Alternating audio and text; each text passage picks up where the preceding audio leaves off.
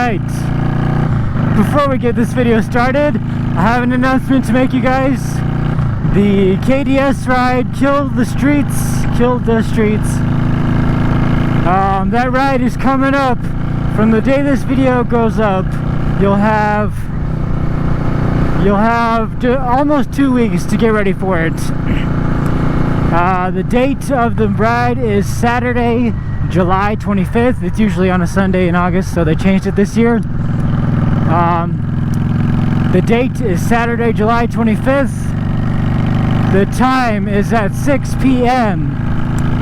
And the place for right now is Aurora, Colorado. I will have the exact address at the beginning of my next video because that is subject to change.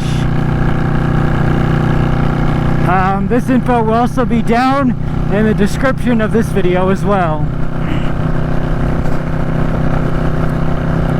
Alright, now that that's out of the way, let's get on to the video.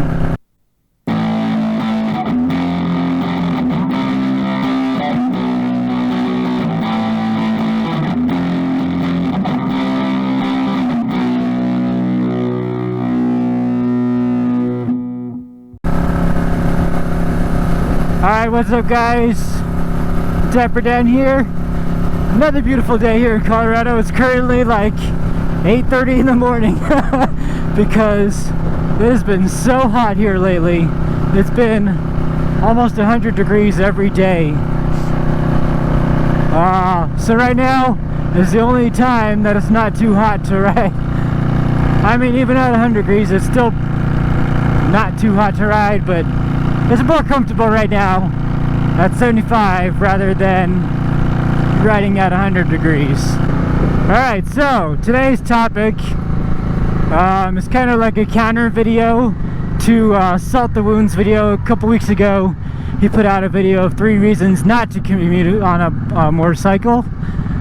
And I'm going to offer you 3 counter reasons to his reasoning, and also a few reasons of my own.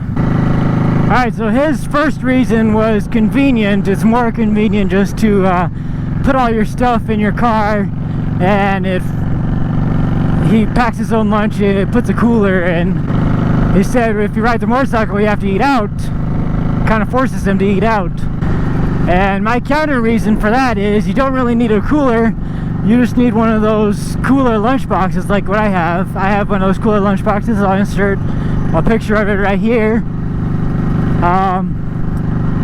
And even commuting an hour, that my food is still cold by the time I get to my destination. So you don't need a full-on big cooler case that you put ice in to keep your food cool. No, you just need one of those lunch boxes that keeps your food cool. And you put that lunch box in a backpack, and there you go. You have everything that you need for the day in your backpack. That's all you need.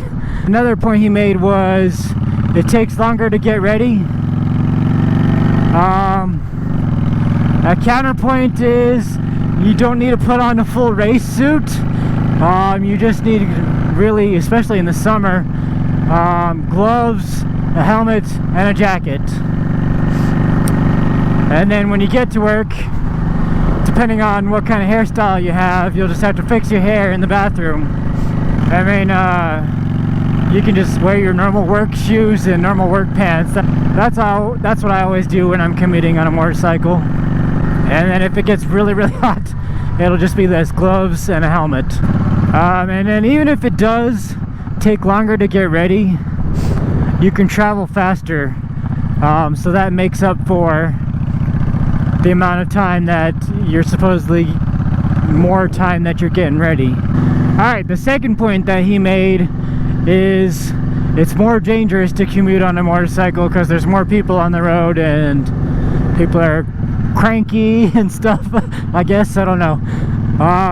Counterpoint to that is it's just as dangerous as any other time you're on the road. There's still going to be people out, there's still going to be people on their phones. It's not any more dangerous commuting in the mornings and in the evenings than any other time. It's just it's the same amount of danger. You can even wear legal, and if you want to do something illegal, you can lane split to get away from danger and to get to your destination faster.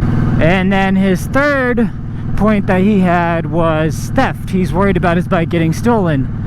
In Florida, I guess it's a pretty big issue, and since he rides a Gixxer, those are pretty much the most common stolen motorcycles, so I can understand his fears.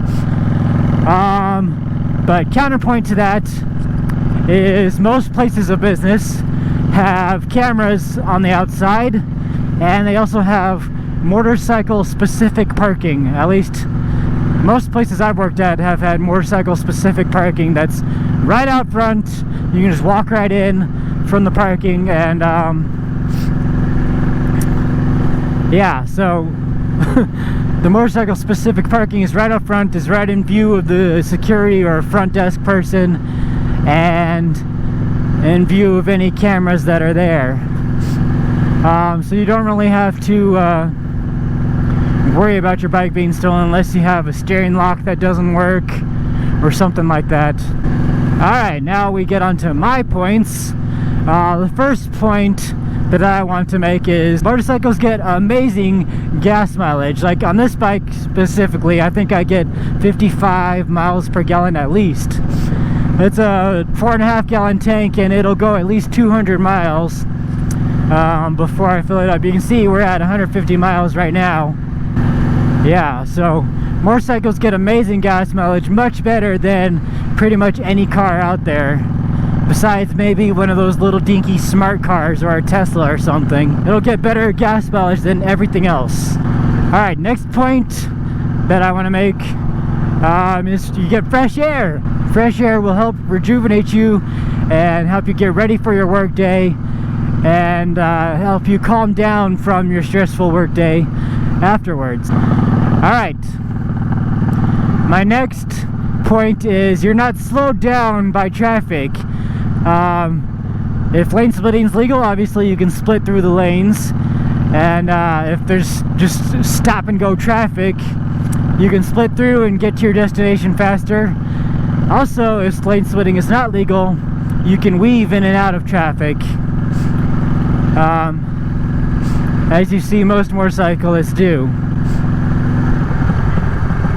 I should have turned right there. We'll turn at the next one, I guess. Yeah, so you just weave in between the cars. You go in one lane, and then in the next lane, and one lane, and the next lane. Alright, my next point is riding a motorcycle puts you in a good mood. It's the ultimate stress reliever. So, it'll put you in a good mood for when you get to work, and then when you're done with work, it'll put you in a good mood from your crappy day that you had at work. So, and then my next point that I have is riding a motorcycle gives you adrenaline, and adrenaline is better than coffee in the mornings, because coffee is gross anyway, in my opinion. So adrenaline will wake you up better than coffee will. And my last point here is that when you're riding a motorcycle, you can pretty much park anywhere you want. So, riding a motorcycle, you can park pretty much anywhere you want. If you're in a car, if two people park too close to each other, then you won't be able to fit your car there, but you can just slip your motorcycle right in there. If there's too much parking, too many people there, if you're in a car, you got to go all the way to the back, find a parking spot. If there's a motorcycle, you can just park in those like dashed lines on the corners. I'll post a picture up so you guys know what I'm talking about. If you want to, you can even park on the sidewalk close to your business. I've seen people do that, and I do that myself when I go to Walmart or something. And even places of business, usually, at least all the ones I've worked at, have motorcycle specific parking that's right near the door. So parking is a lot easier when you're riding a motorcycle. And really the only downside that I could see is getting rained on. Salt the Wound is in Florida, so obviously it rains a lot there. Here I've gotten rained on a few times, but it's not that bad. The best thing to do is just in your backpack that you're already bringing with you is have a rain suit in there. That way whenever you're riding in the rain, it just rolls off you, you don't get wet and you don't get cold. Alright you guys, that is all of my points that I have to make about commuting on a motorcycle. In the summer here in Colorado, I always commute on a motorcycle. The benefits far outweigh any kind of risk that is associated with it. Last year I commuted on this bike all the time. I put probably 7,000 miles on this bike last year, commuting on it. It's worth it to me. Like, this bike, I got it for that specific reason. That's another point right there. Get you a bike that already has high miles, so whenever you go to sell it, you're not going to lose any money. If it already has high miles, then you can put a ton of miles on it and not have to worry about the resale value when you go to sell it. But yeah, that's pretty much the specific reason for this bike, is to put a ton of miles on it. Alright you guys, there is my 6 points and 3 counterpoints. So 9 reasons altogether why you should, in fact, commute on a motorcycle. Hope you guys enjoyed the video. If you did, go ahead and smash that thumbs up button and leave me a comment. Let me know what you think. Let me know your counterpoints to mine, or let me know any additional points that you have. And if you haven't already, hit the subscribe button. Thanks for watching and have a good day. Later.